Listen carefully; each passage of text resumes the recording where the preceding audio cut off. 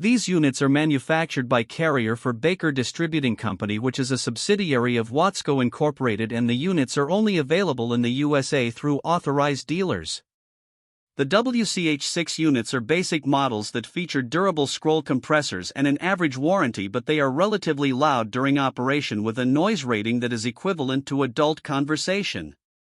The units use time defrost instead of a demand-based control, and their wire grill doesn't do too much to protect the coil from damage due to debris from a lawnmower or from hail. They use R410, a refrigerant which is not as earth-friendly as brands that use R32.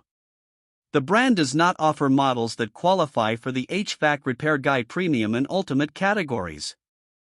This brand receives an overall 1-star don't buy rating from HvacRepairGuy.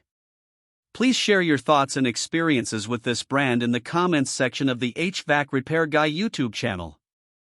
Thanks for watching and God bless.